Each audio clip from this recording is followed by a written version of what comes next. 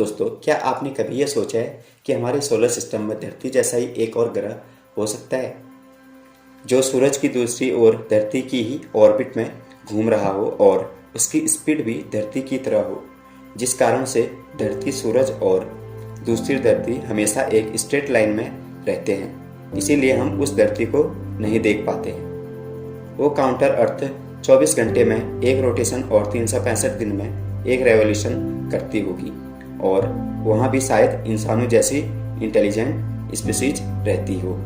ये आइडिया हमारा नहीं है। आज से लगभग 2300 साल पहले ग्रीक फिलोसोफर फिलोलोस ने ये आइडिया हमको दिया। इस प्लेनेट को एंटिकथॉन या काउंटर अर्थ नाम दिया गया था। एंटिकथॉन या काउंटर अर्थ का कॉन्सेप्ट हमारे प्रीवियस जनरेशन में बहुत ही पॉपुलर रहा।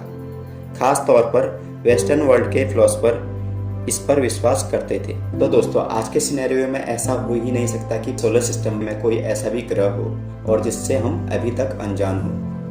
मतलब नेपच्यून के ऑर्बिट के बाहर कुइपर बेल्ट और कोड क्लाउड में कोई नौवां ऐसा प्लेनेट हो जिसे हम आज तक नहीं खोज पाए हो। दोस्तों, अगर कोई ऐसा प्लेनेट होता है जिसे हम अपनी आंखों से नहीं भी देख पाते तो उसकी ग्रेविटी का एहसास हमको जरूर होता है और उस प्लेनेट का प्रभाव हमको मरकरी, वेनस और मार्स के ऑर्बिट में देखने को जरूर मिलता। इंसान अगर आज मरकरी, वेनस और मार्स पर अपने स्पेस प्रोब सक्सेसफुली लैंड करने में कामयाब हुए हैं तो इसका कारण हमारी एक्यूरेट कैलकुलेशन और आसपास के ऑब्जेक्ट की ग्रेविटी का सही अंदाजा ही है। अगर कोई ऐसा नवा प्लेनेट होता तो उसकी वजह से हमारी कैलकुलेशन में गड़बड़ी हो जाती और उसकी वजह से हम किसी भी ग्रह में अपने स्पेसक्राफ्ट को लैंड नहीं कर पाते। और सेकेंडली, अगर कोई भी ऐसा ग्रह होता तो हमारे स्पेसक्राफ्ट जैसे कि मार्स वगैरह में जाते हैं तो वहाँ से हमको 90 ग्रह, जो भी दूसरे अर्थ की हम बात कर रहे हैं, उसकी हमको कहीं ना कहीं से कोई ना कोई इमेज देखने को जरूर मिलती।